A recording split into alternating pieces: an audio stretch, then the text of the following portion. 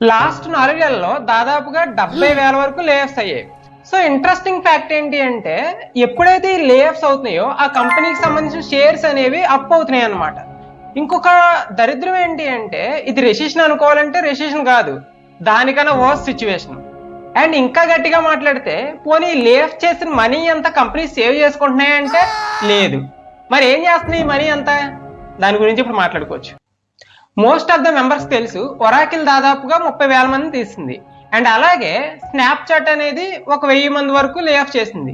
And అలాగే మనకి Amazon approximately ఒక 57K వరకు ప్లానింగ్ లో ఉందన్నమాట.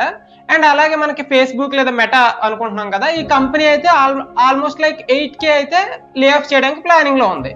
సో వీళ్ళు ఎంతమందిని లే ఆఫ్ చేసి ఏం చేస్తారు? సో ఫస్ట్ అయితే మనం మెటా గురించి మాట్లాడుకోవచ్చు. మెటా ఏం చేస్తుంది అంటే ఎంతమందిని లే ఆఫ్ చేసే మనీతో ఏఐ మీద ఇన్వెస్ట్ చేస్తుంది అనమాట. అంటే ఏఐకి సంబంధించిన మోడల్స్ కానీ లేదంటే ఏఐకి కావాల్సిన ఇన్ఫ్రాస్ట్రక్చర్ కానీ డెవలప్ చేయడానికి మెటా అయితే ప్లాన్ చేస్తుంది. మరి ఒరాకిల్ అండ్ కంపెనీ ఏం చేస్తుందంటే దీనికి ఫండింగ్ కోసం ఏఐకి ఫండింగ్ ఇవ్వడం కోసం వాళ్ళైతే లే ఆఫ్ చేస్తున్నారు. సో మీరు అర్థం చేసుకోవాల్సింది ఏంటి అంటే ఇక్కడ లే ఆఫ్స్ అనేది ఈక్వల్ టు ఏ ఇంప్రూవ్మెంట్ అనమాట. ఇక్కడ ఎవరైతే లే ఆఫ్ చేస్తున్నారో వాళ్ళు ఏ మీద ఎక్కువ ఇన్వెస్ట్ చేసి ఫ్యూచర్ లో వాళ్ళ లెవెల్ అనేది ఇంక్రీజ్ చేసుకోవడం చూస్తున్నారు అనమాట. అసలు లే ఆఫ్స్ ఎక్కువగా జరగడానికి రీజన్స్ ఏంటనే దాని గురించి ఫస్ట్ అయితే నేను మాట్లాడతాను. సో ఫస్ట్ రీజన్ వచ్చేసరికి రిపీటివ్ టాస్క్ అనమాట. అంటే ఒక పని సేమ్ వేలో మనం ఎన్నిసార్లు చేసినా అదే వేలో చేయాల్సి వస్తుంది. ఫర్ ఎగ్జాంపుల్ నాకు ఒక రిక్వైర్మెంట్ వచ్చింది. ఏంటి అంటే ఇప్పుడు నేను ప్రతిసారి ఓఎస్ కి సంబంధించిన ప్యాకేజీలు అనేది అప్డేట్ చేయాలి.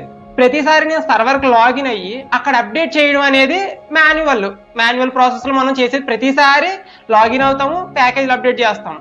సో దానికి ఒక క్రాన్ సెటప్ చేస్తే ఆటోమేటిక్ గా ప్రతిరోజు అదే రన్ చేసుకొని ప్రతిరోజు అదే ప్యాకేజ్ అప్డేట్ చేసుకొని ఒక రిపోర్ట్ మనకు పంపించేస్తుంది. అంటే దాన్ని అక్కడ ఆటోమేట్ చేశాను అనమాట టాస్క్ ని.